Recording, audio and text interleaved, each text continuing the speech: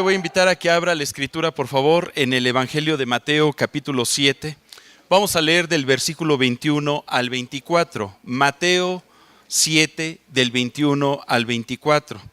El día de hoy vamos a ver un tema que tiene como título El que hace la voluntad de Dios. Dice la escritura, en palabras de nuestro Señor Jesucristo: no todo el que me dice, Señor, Señor, entrará en el reino de los cielos. Lea conmigo, por favor. Sino el que hace la voluntad de mi Padre que está en los cielos. Muchos me dirán en aquel día, Señor, Señor, ¿no profetizamos en tu nombre y en tu nombre echamos fuera demonios? ¿Y en tu nombre hicimos muchos milagros? Y entonces les declararé, nunca os conocí. Apartaos de mí, hacedores de maldad. Cualquiera, pues, que me oye estas palabras y las hace, le compararé a un hombre prudente que edificó su casa sobre la roca. Vamos a orar para que Dios hable a través de su Espíritu Santo a nuestro corazón. Padre, y te damos gracias porque nos permites escudriñar tu palabra para que ésta descienda de nuestra mente a nuestro corazón y sea movida nuestra voluntad a aplicarla, a ponerla por obra. Queremos hacer tu voluntad, enséñanos a vivir en ella todos los días de nuestra vida. Reconocemos que la carne es débil, reconocemos que te necesitamos tu gracia y el poder de tu Espíritu Santo para inclinar nuestra voluntad a tu voluntad. Haz tu obra en medio de nosotros, Señor. Te bendecimos en el nombre de Cristo Jesús. Amén. Cuando leemos este pasaje, es de llamar la atención la advertencia que nuestro Señor Jesucristo nos hace. Cuando dice, no todo el que me dice, Señor, Señor, entrará en el reino de los cielos, sino el que hace la voluntad de mi Padre que está en los cielos. ¿Quién quiere entrar al reino de los cielos? Entonces, ¿qué debemos de hacer? La voluntad de Dios. Para entrar al cielo, el simple hecho de querer no basta. Podemos alzar nuestra voz al cielo y decirle, Señor, Señor.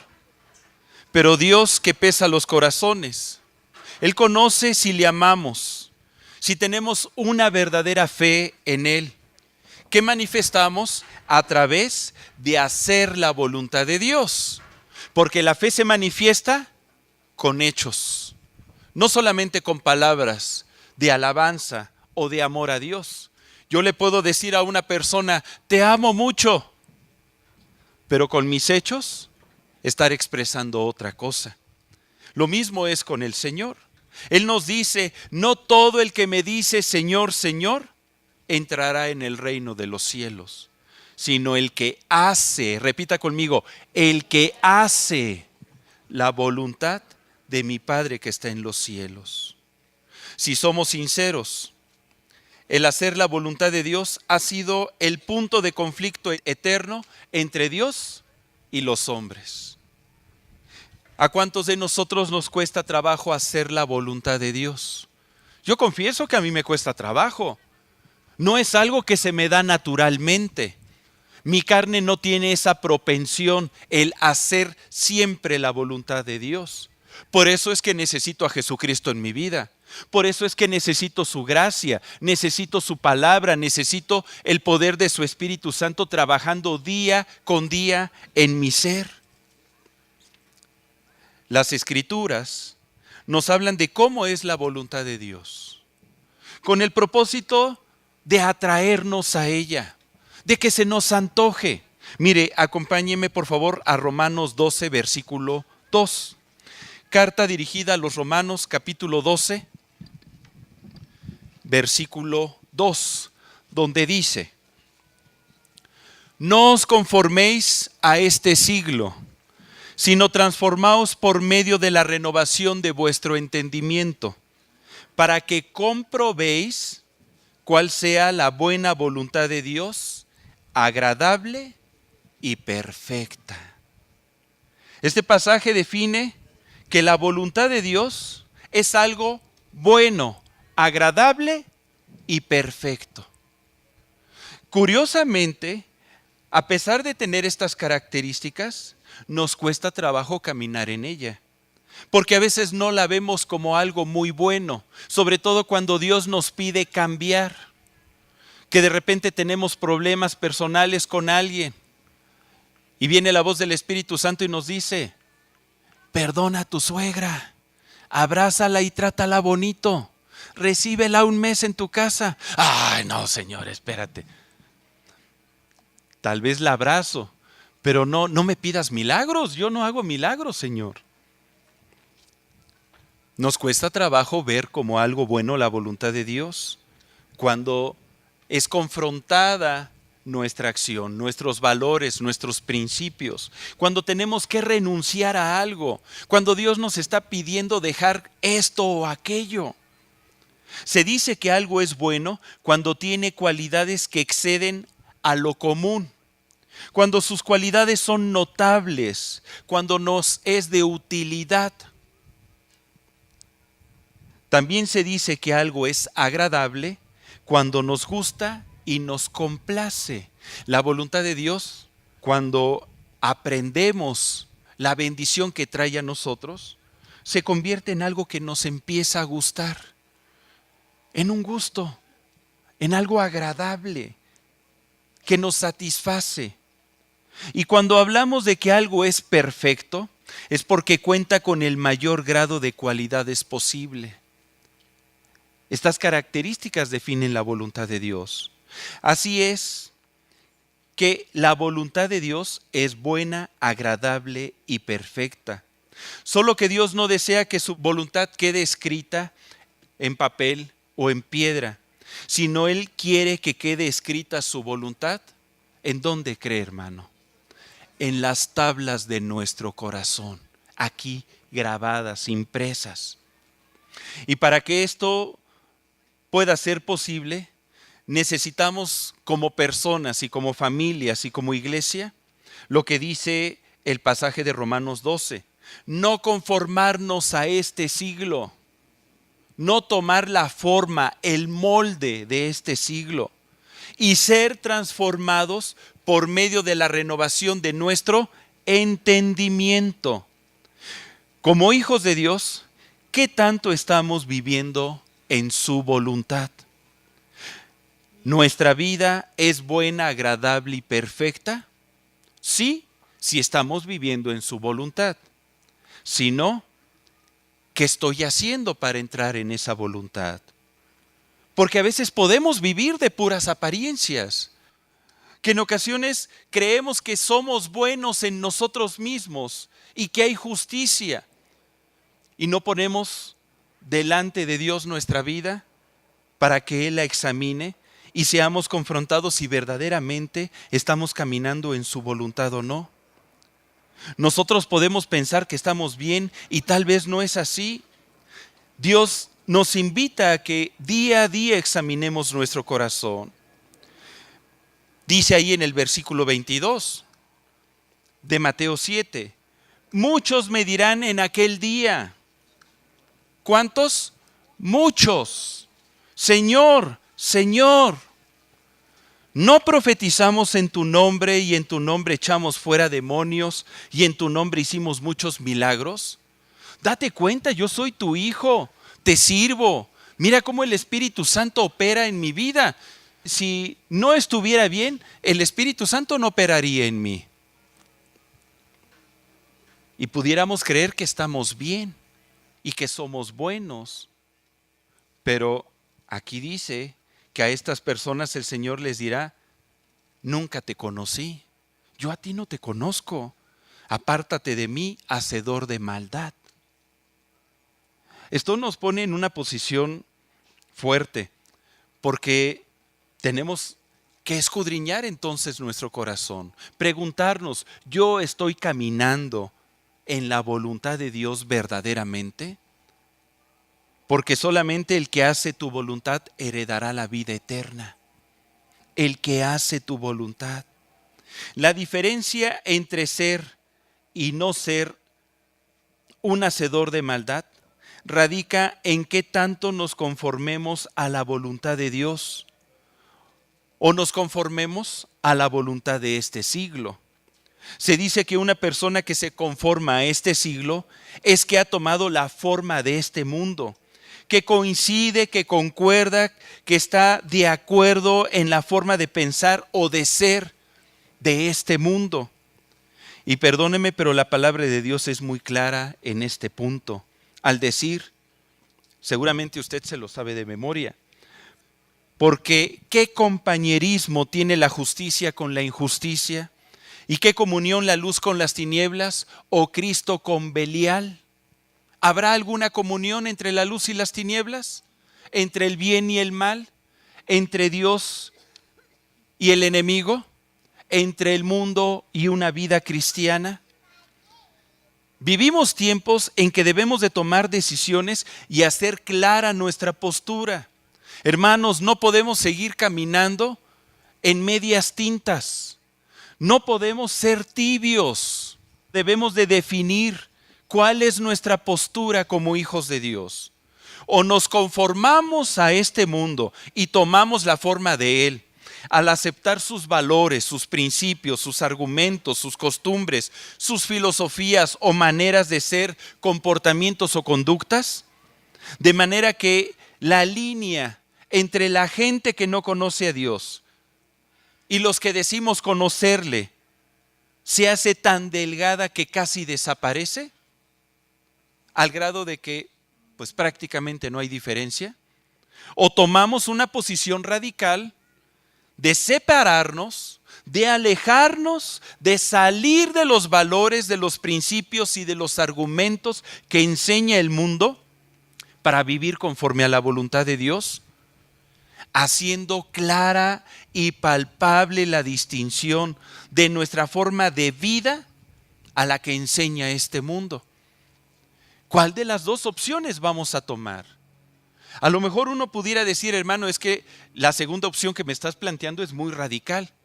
No puede ser algo así más o menos, pues como los tacos, un campechano, hermano. ¿Sí? Poquito de aquí, poquito de allá. Campechano, sabe más rico.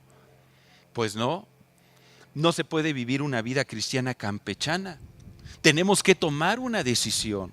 La vida en Cristo, el Evangelio, nos lo demanda y nos lo pide. Y nos pone en esa disyuntiva. Porque no puedo decir que tengo fe en Dios si vivo comportándome como los que aman al mundo. Ay, hermano, ¿usted me sabe algo o me está hablando al tanteo?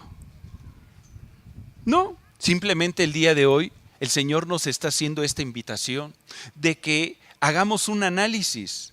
El apóstol Juan, discípulo de Jesucristo, fue muy claro en su enseñanza al respecto, al decirnos, acompáñeme por favor, en Primera de Juan 2 del 15 al 18. Primera de Juan 2 del 15 al 18, para que vea que estas son palabras que el Señor el día de hoy está mandando a nuestra mente y corazón para que podamos discernir, para que podamos evaluarnos. Primera de Juan 2 del 15 al 18 comenta y nos dice, no améis al mundo. ¿Qué nos dice? Repita conmigo. No améis al mundo, ni las cosas que están en el mundo. Si alguno ama al mundo, el amor del Padre no está en él. Porque todo lo que hay en el mundo, los deseos de la carne, los deseos de los ojos y la vanagloria de la vida, no procede del Padre, sino del mundo. Y el mundo pasa y sus deseos, pero el que hace la voluntad de Dios permanece para siempre. Hijitos, ya es el último tiempo, y según vosotros oísteis que el anticristo viene. Así ahora han surgido muchos anticristos. Por esto conocemos que es el último tiempo. Fíjese, desde hace 2000 años se empezó a declarar que estamos viviendo los últimos tiempos. Seguramente usted ha escuchado esa frase, Y a lo mejor decimos, no, hermano, ¿cuáles últimos tiempos? Mira, el otro día entré a YouTube y vi un video de un viajero del futuro que fue al año 4000 y cacho. Todavía falta muchísimo. Eso sí lo creemos. Es bien chistoso, ¿verdad? Pero estamos viviendo los últimos tiempos. Y Dios nos está pidiendo que nos acerquemos a Él. Que tomemos una decisión. O amamos a Dios o amamos al mundo. Y la invitación es, no ames al mundo ni las cosas que están en él. Si alguno ama al mundo, el amor del Padre no está en él. Qué fuertes palabras. Qué fuertes palabras. Ahora dice aquí que el anticristo viene. Normalmente cuando hablamos del anticristo, solemos relacionarlo con aquel ser que se opone al Mesías, esto es, a Jesucristo.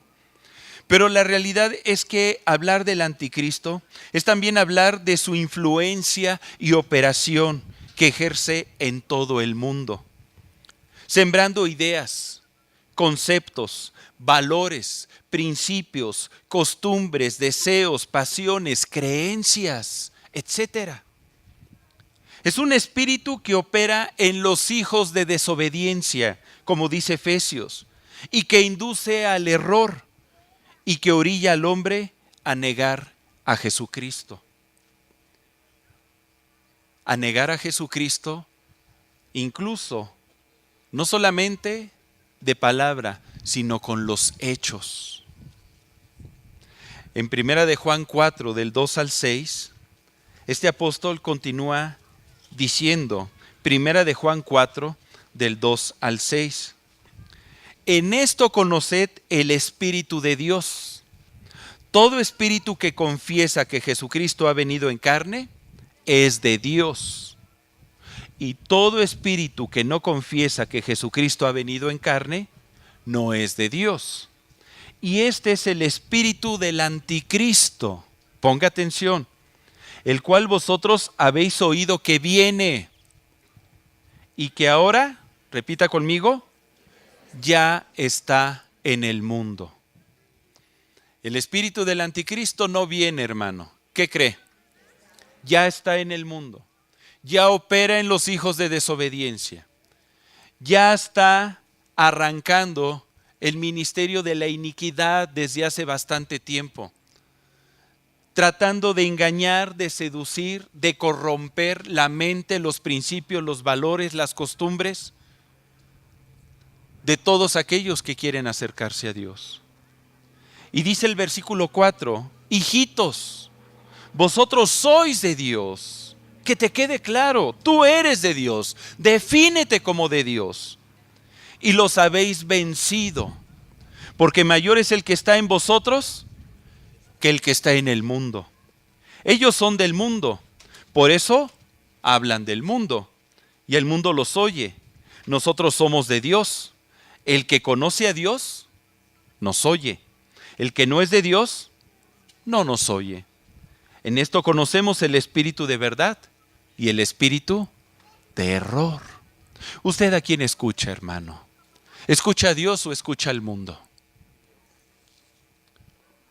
Porque en esos se ve el espíritu de error. El espíritu del anticristo es un espíritu de error.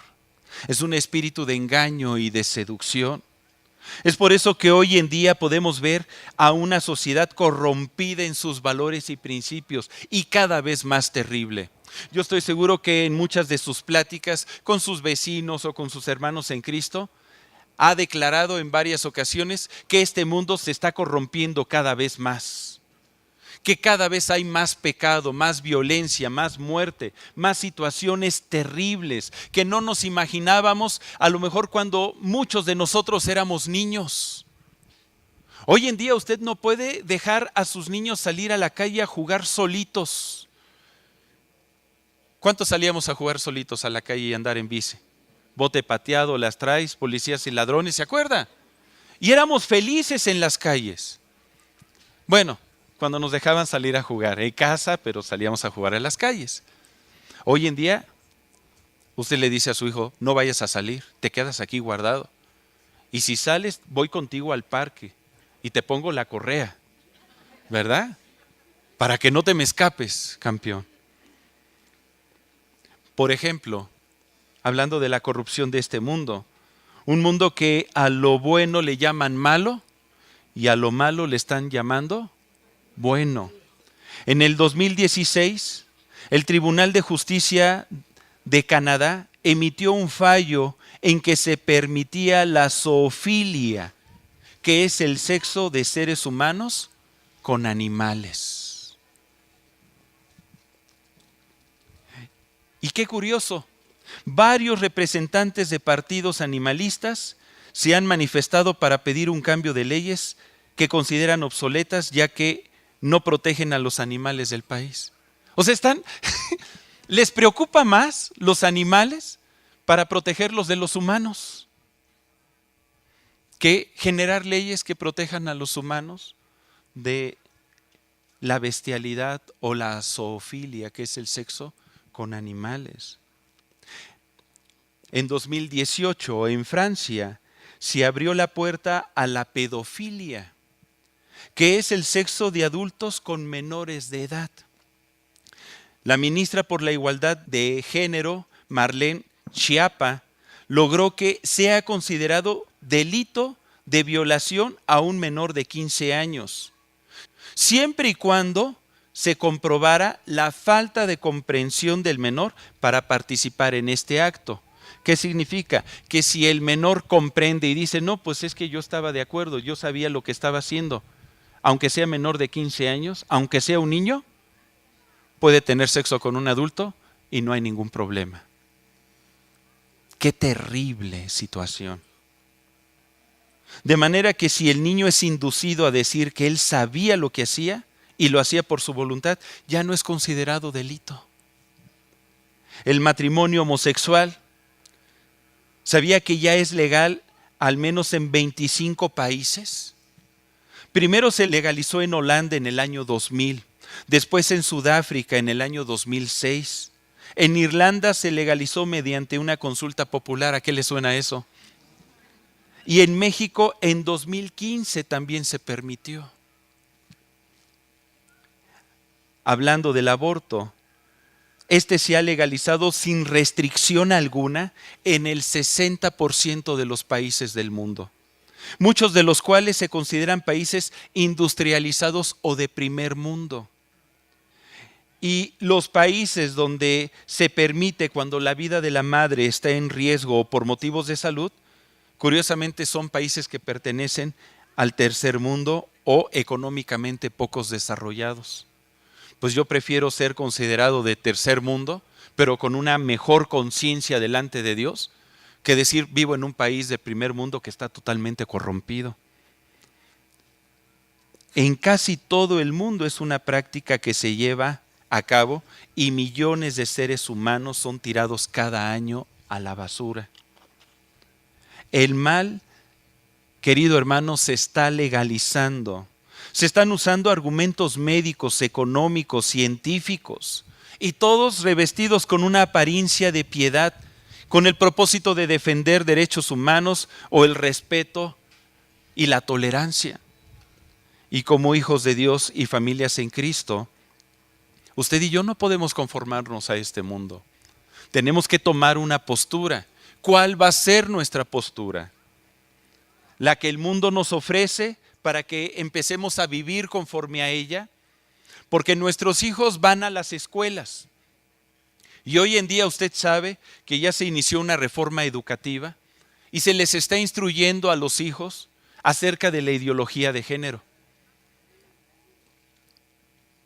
Y comentábamos hace semanas de que un diputado en la Cámara del Gobierno de la Ciudad de México está poniendo la solicitud de una ley donde se les prohíba a los padres, psicólogos, médicos o ministros de culto reorientar la identidad o la orientación sexual de un menor de edad, porque se considera que se está violentando sus derechos y podemos ir a dar a la cárcel.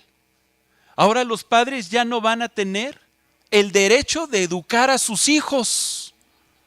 Oye, si yo encuentro a un hijo mío que está teniendo ese problema de confusión o de identidad, pues lo primero que hago, pues es tratar de ayudarlo, de corregir sus pensamientos. ¿Por qué? Porque permitió que el mundo entrara a su mente y a su corazón. Y por eso se me va a enjuiciar, por eso voy a tener que pagar una multa, por eso voy a ser encarcelado por ser padre, que no es mi derecho el ser papá. No educo yo a mis hijos conforme a los principios que yo creo correctos. Y sobre todo si soy un hijo de Dios y creo que la palabra es verdad, pues lo voy a instruir en los mandamientos de Dios. De aquí podemos darnos cuenta que el mundo nos está ganando.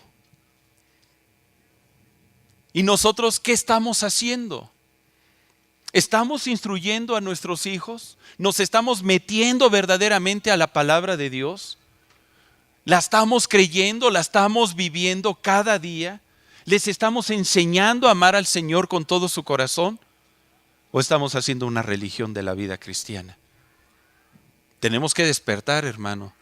Dale un codazo a tu hermano que está muy quieto y dile, no mires feo al pastor, no lo mires feo. Créeme que no te está regañando, te lo está diciendo con todo su amor. Porque Dios desea que hagamos su voluntad. ¿Usted desea hacer la voluntad de Dios? Acompáñeme entonces a Mateo 7, continuamos leyendo en nuestro pasaje base, Mateo 7 del 24 al 27.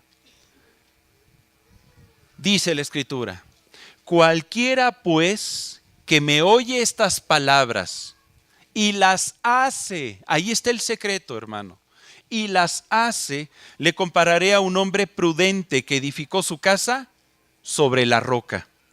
Descendió lluvia y vinieron ríos y soplaron vientos y golpearon contra aquella casa y no cayó porque estaba fundada sobre la roca.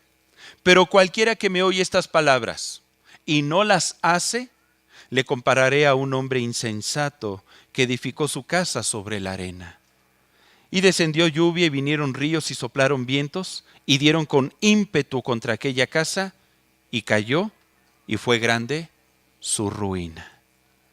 Podemos ver aquí cuál va a ser el destino que nos depara como personas, como familias o como sociedad si no ponemos atención al llamado que nos hace el Señor el día de hoy. De verdaderamente vivir haciendo su voluntad. Porque su voluntad, ¿cómo es? Buena, agradable y perfecta. De otra manera,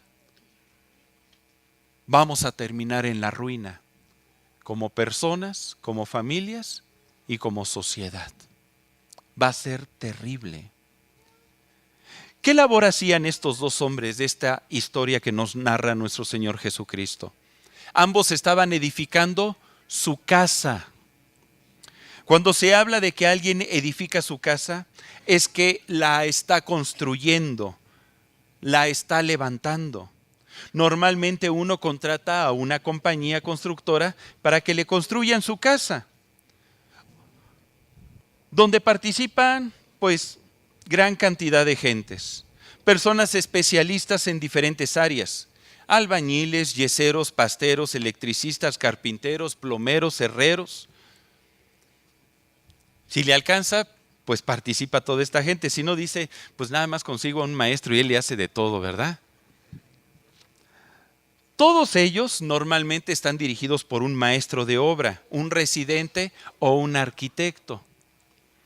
De tal forma que el edificar una casa no es una tarea sencilla, ya que requiere mucha planeación y trabajo. ¿Usted cómo está edificando su casa, su familia? ¿Tiene un plan? ¿Tiene un proyecto?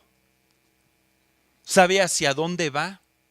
Cada una de sus acciones, ¿hacia dónde le están dirigiendo como familia? Me he encontrado que muchos matrimonios se casan para formar un hogar sin tener un proyecto de vida, sin saber el propósito por el cual deben de unir sus vidas. A veces les pregunto, a ver hija, ¿por qué te quieres casar?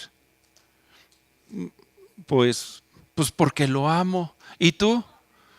Pues porque ya ni modos. No, pues ¿cómo que ya ni modos? Pues es que la regamos, hermano. Pues qué mala onda, ¿no? Que te tengas que casar por esa situación. Y aún si me dijeras, pues porque le amo, no basta. Ok, yo sé que se quieren casar porque se aman y no pueden vivir separados el uno del otro. Ya sus padres están hasta aquí. Ya, cásense. ¿Pero qué van a hacer casados? ¿Para qué se van a casar? Pues para estar juntos. Pues ¿qué crees? No van a estar juntos todo el tiempo. Él se va a tener que ir a trabajar, posiblemente tú te quedas en casa. ¿Nada más estar juntos? No basta. ¿Para qué te quieres casar? Para no quedarme a forrar Biblias, hermano. ¿Para qué te quieres casar? Es que ya no aguanto mi casa, me quiero salir. Qué malos propósitos. ¿Para qué te vas a casar? Porque estoy sumamente enamorado. Sí, yo lo entiendo, pero ¿qué vas a hacer junto con tu enamorado? ¿Tienes un proyecto de vida? ¿Qué van a lograr juntos? ¿Qué van a construir? ¿Van a ser equipo para qué? Son cosas que se tienen que planear. Ay, hermano, pues yo me casé nada más así. Ni siquiera lo planeé. A lo mejor y por eso me fue como me fue, ¿verdad? Muchos desconocen lo que es el matrimonio, la forma de edificarlo, lo que se debe y no se debe de hacer. Y si desconocen esto, yo me pregunto, ¿cómo pretenden entonces edificar una familia? Porque una cosa es el matrimonio y otra cosa ya es hablar de la familia. Si no sabes lo que vas a hacer con tu cónyuge, cuando vengan los hijos, pues menos, ¿qué vas a hacer con ellos? ¿Hacia dónde vas a conducir a tus hijos? Si ellos mismos no saben a dónde ir. De manera que en vez de construir sobre una roca sólida y poner un buen fundamento, terminan construyendo sobre la arena. ¿Será la arena un buen cimiento para edificar una casa? ¿Usted qué piensa? La arena no proporciona un cimiento sólido. Hará que la casa se hunda por su propio peso. La arena fácilmente es llevada por el viento y arrastrada por el agua y no permanecerá.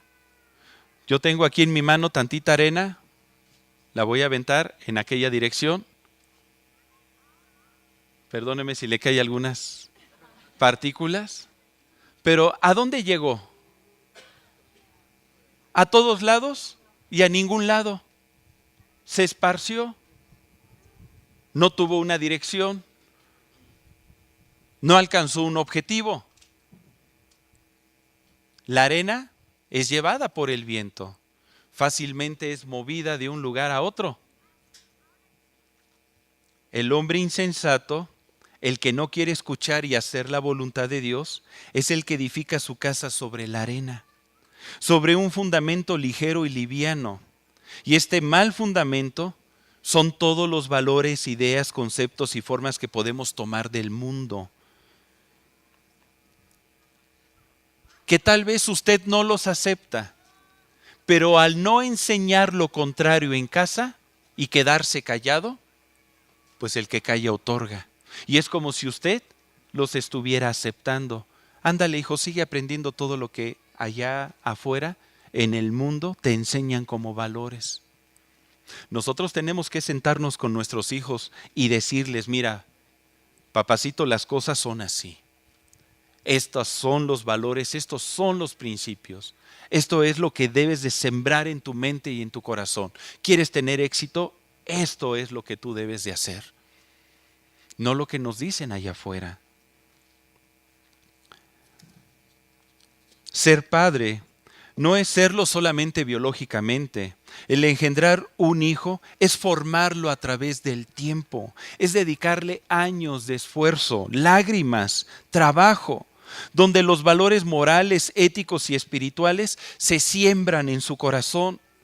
Producir hijos que crecen con deficiencias anímicas y espirituales es lo que ocurre a cada instante. Dios nos está pidiendo que usted y yo actuemos diferente.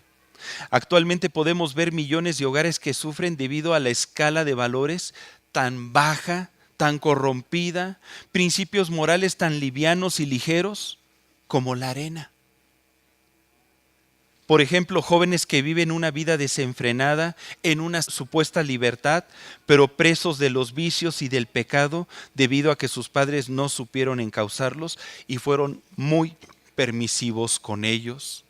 Madres abandonadas, hijos rechazados, fornicaciones, adulterios que se van sembrando como una herencia de maldición en este país, en las familias. Chicos que a temprana edad toman el camino de los vicios y de la delincuencia, llevándolos a vivir en una escasez espiritual tan grande y viviendo en hogares disfuncionales donde papá y mamá no están presentes porque no les dedican tiempo. Dice en Mateo 7:26, cualquiera que me oye estas palabras y no las hace, le compararé a un hombre insensato que edificó su casa sobre la arena.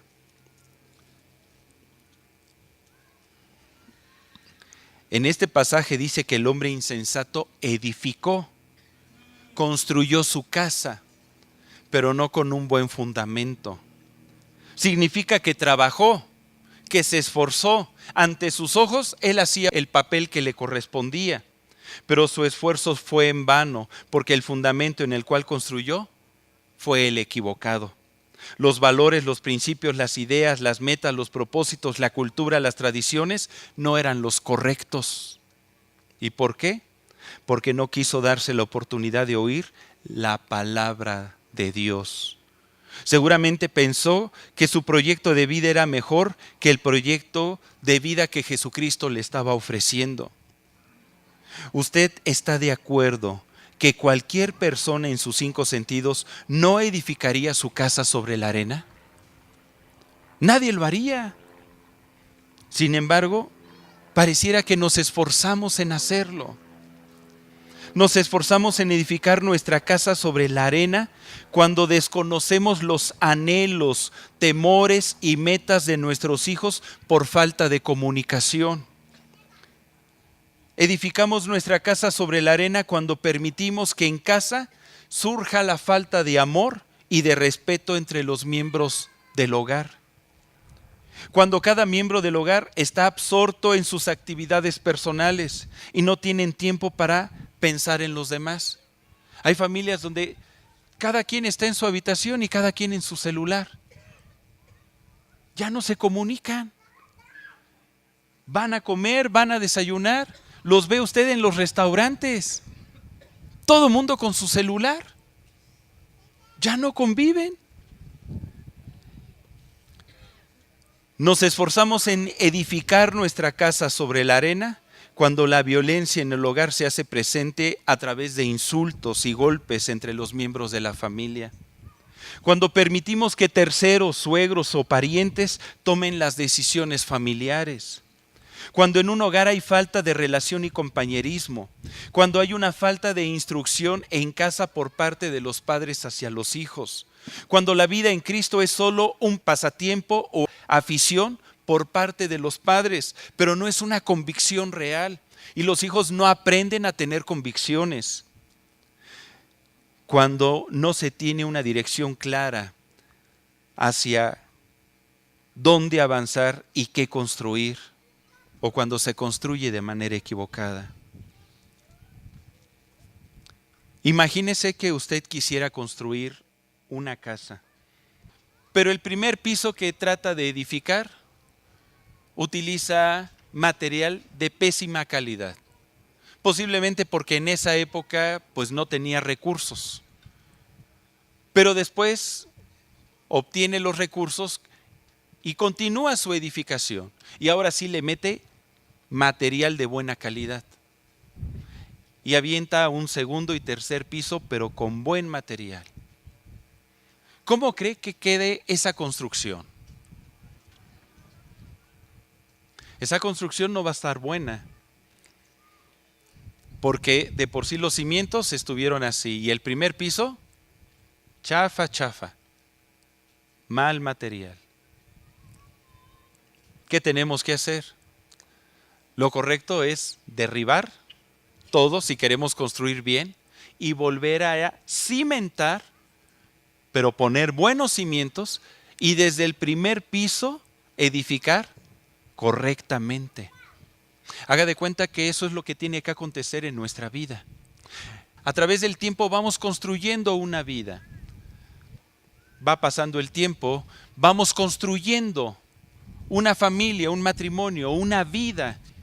Y lo que no se construyó bien, tiene que venir Cristo muchas veces a desbaratarlo, a demolerlo y a hacerlo nuevo en nosotros.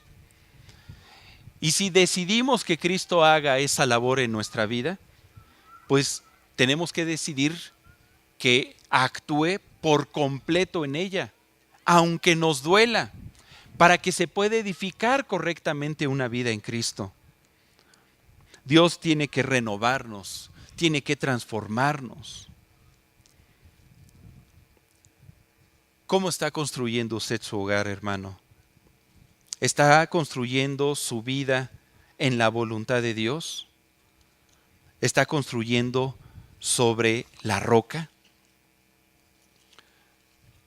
Cuando nosotros construimos nuestra vida en la roca, pues le vamos a estar dando un fundamento sólido. Este es un pedazo de piedra brasa que se utiliza para mampostería. Si yo la aviento, la voy a aventar, se va a dar cuenta de que esta piedra le puedo dar una dirección. Casi le doy al blanco, ¿verdad? Me faltó un pedacito nada más. Pero es más fácil, con un buen cimiento, poder alcanzar nuestra meta, llegar a nuestro destino, como familia, dirigirnos hacia el éxito cuando hay un buen cimiento. Y ese cimiento viene a nuestra vida cuando hacemos la voluntad de Dios. Dice en Mateo 7 del 24 al 25. Cualquiera pues que me oye estas palabras y las hace, le compararé a un hombre prudente que edificó su casa sobre la roca. Descendió lluvia y vinieron ríos y soplaron vientos y golpearon contra aquella casa y no cayó porque estaba fundada sobre la roca. Yo no sé si usted nota un común denominador en esta historia. Tanto en el hombre que construyó sobre la arena como aquel que construyó sobre la roca, vinieron lluvias, vinieron ríos y soplaron vientos. Y cada uno de estas figuras representa la acción del mundo sobre nuestra vida, que va a tratar de derrumbarnos, de destruirnos. Es algo que no vamos a poder impedir. Jesucristo dijo, en el mundo tendréis aflicción, pero confiad, yo he vencido al mundo. Van a venir pruebas. Este mundo cada vez se va a corromper más. Jesucristo profetizó en el Evangelio. Y por haberse multiplicado la maldad en los últimos tiempos, el amor de muchos se enfriará. Estamos viviendo los últimos tiempos. Esta sociedad se está corrompiendo cada vez más. Es más difícil vivir. Y es donde usted y yo tenemos que destacar y brillar más como hijos de Dios. Hacer más firme nuestra convicción por Él. Buscarle y amarle con todo nuestro corazón. Edificar nuestra vida sobre la roca. Le necesitamos más que nunca, hermanos, porque no vamos a poder evitar todo lo que está sucediendo. Forma parte de lo que Dios ya profetizó. Pero lo que sí podemos hacer es trabajar dentro de nosotros, en el interior de nuestra familia, de nuestra iglesia, y poner las bases firmes para mantenernos fuertes, constantes en el Señor hasta el último día de nuestra vida. De otra manera, querido hermano, si usted y yo no vivimos haciendo la voluntad de Dios, va a ser grande nuestra ruina. y va a ser terrible.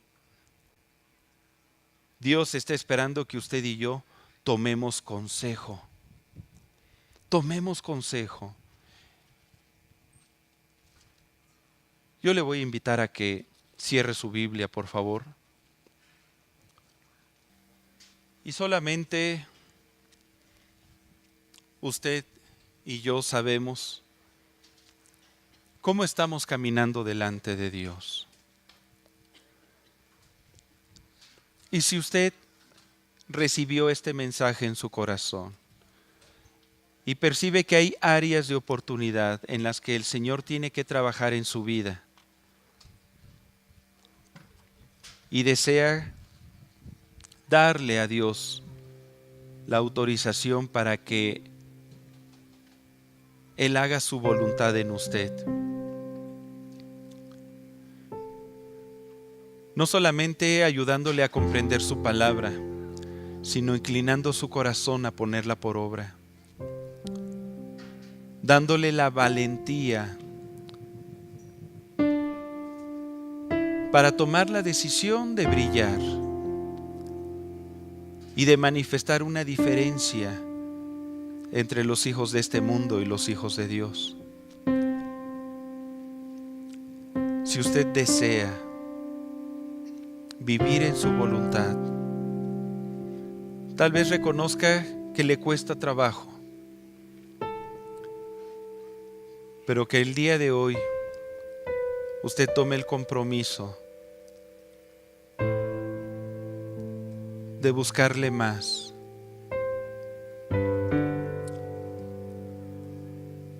de obedecerle, a pesar de lo que implique, para edificar una vida y una casa en el mejor fundamento, haciendo a un lado los conceptos y principios de este mundo. Yo le voy a invitar a que se ponga de pie para que podamos orar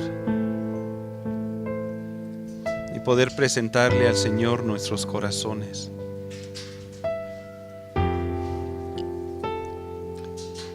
Lo que Él está pidiendo de nosotros es conversión. Que nos convirtamos de nuestros falsos y malos caminos y decidamos seguir al Señor con todo nuestro corazón. Que lo pongamos a Él como una prioridad en nuestra vida y que podamos enseñarle a nuestros hijos el amor a Él. Que podamos hacer diferencia en medio de esta sociedad. Que podamos distinguirnos entre aquellos que no le conocen y no que cuando nos vean y se enteren que somos cristianos, se sorprendan porque digan: si no me lo dices, ni siquiera me doy cuenta de que eres cristiano. La idea es de que todo mundo conozca que somos hijos de Dios. Y para eso tenemos que tomar la decisión, elegir por Él, por sus principios, por sus valores, y no conformarnos a los deseos de este mundo. No dejar que este mundo nos seduzca y ponga en nosotros deseos que nos alejen de Dios. Tomar una postura más radical, más estricta. Padre Celestial, aquí estamos todos nosotros, tu iglesia, poniendo nuestras vidas delante de ti, Señor. Reconocemos que hay muchas cosas que tal vez hemos aceptado en silencio al quedarnos callados. Perdónanos, Padre, si hemos permitido que en nuestra casa entre los valores y los principios de este mundo. Perdónanos si no hemos estorbado a nuestros hijos, si nosotros mismos no nos hemos puesto tropiezo para que no tomemos el molde de este siglo, de este mundo. Perdónanos, Padre, si el espíritu de error ha operado en nosotros y lo hemos consentido. Sabemos que el espíritu del anticristo está obrando en los hijos de desobediencia y no queremos ser parte de ese grupo. Ayúdanos, Padre, a discernir entre el bien y el mal, y ayúdanos a manifestar la vida de nuestro Señor Jesucristo en toda nuestra manera de vivir. Permite que en el nombre de Jesús podamos hacer tu voluntad, porque solamente el que la hace entrará al reino de los cielos.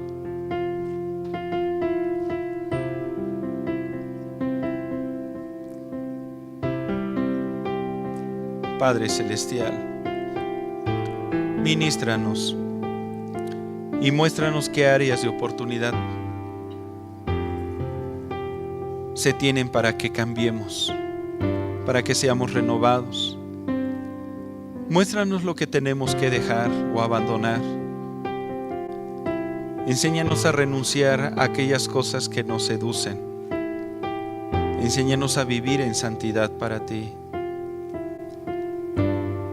Como padres, danos la capacidad de instruir a nuestros hijos en tus valores y principios. Danos el tiempo, Señor, para dedicarle a nuestra familia, para que ellos no se pierdan.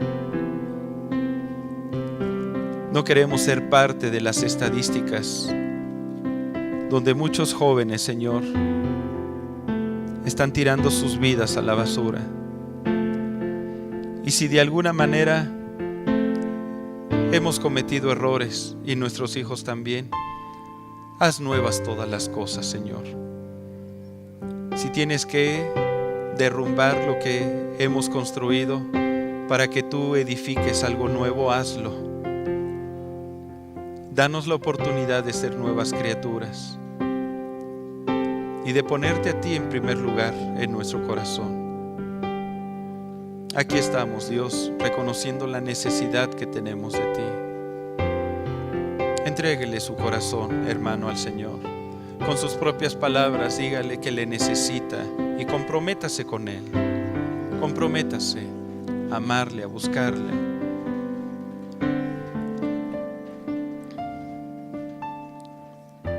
Gracias te damos, Dios.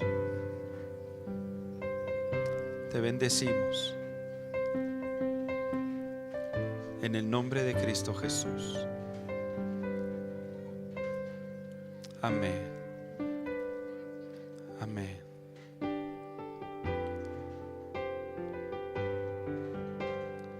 Pues la paz de Dios sea con cada uno de ustedes, queridos hermanos. Dios les bendice. Que tengan una semana llena de bendición con el Señor. La paz de Dios sea con usted.